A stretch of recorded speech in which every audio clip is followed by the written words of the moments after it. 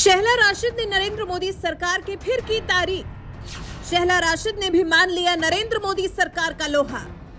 Qatar ने भारत के पूर्व नौसैनिकों को छोड़ा, देश को गर्व हो रहा। शहला राशिद ने केंद्र की नरेंद्र मोदी सरकार पर नाज जताया।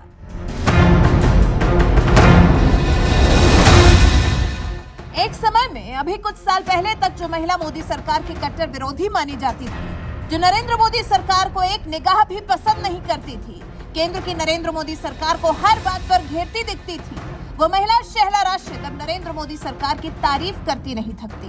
पहले तो नरेंद्र मोदी सरकार ने अनुच्छेद 370 को हटाकर जिस तरह से जम्मू कश्मीर को खुली हवा में सांस लेने का मौका दिया है, जिस वजह से कश्मीर को एक नई आजादी मिली है, शहला राशिद जम्मू कश्मीर के लोगों में खुशहाली देख ही खुश हो गई थी और उन्होंने जम्मू कश्मीर का सूरत हाल बदलने के लिए नरेंद्र मोदी सरकार की खूब तारीफ भी की थी।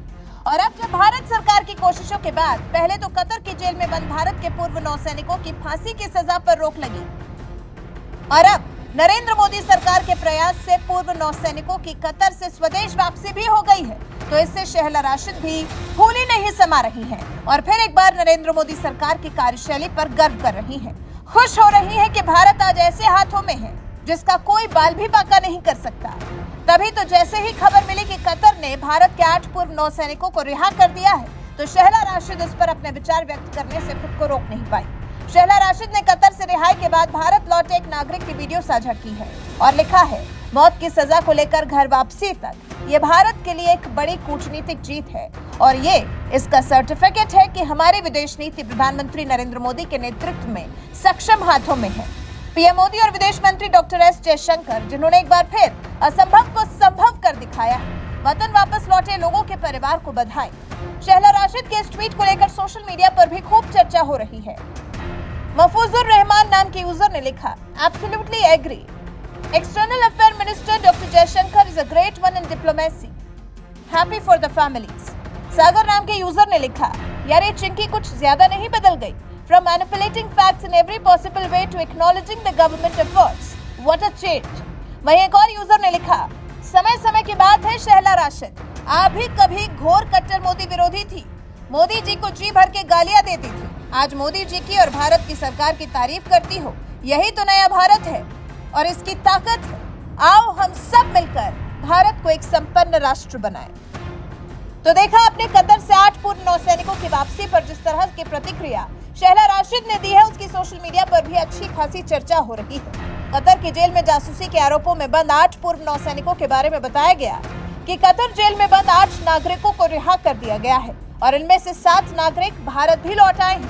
कतर से लौटे पूर्व नौसैनिकों ने अपनी सरजमीं पर वापसी करते ही भारत माता की जय के नारे लगाए। आपको बता दें, इन सभी 8 पूर्व नौसैनिकों को जासूसी के आरोप में अगस्त 2022 में गिरफ्तार किया गया था और 26 अक्टूबर 2023 को कतर की एक अदालत ने सभी को मौत की सजा सुनाई थी। इसके बाद भारतीय सरकार ने नागरिकों की रिहाई के लिए कानूनी विकल्प तलाशना शुरू कर दिया था और पिछले साल 1 दिसंबर को दुबई में COP28 शिखर सम्मेलन के मौके पर पीएम मोदी और कतर के अमीर शेख तमीम बिन हमाद अल थानी के बीच बैठक के बाद पूर्व नौसैनिकों की मौत की सजा को उम्र कैद में बदल दिया गया।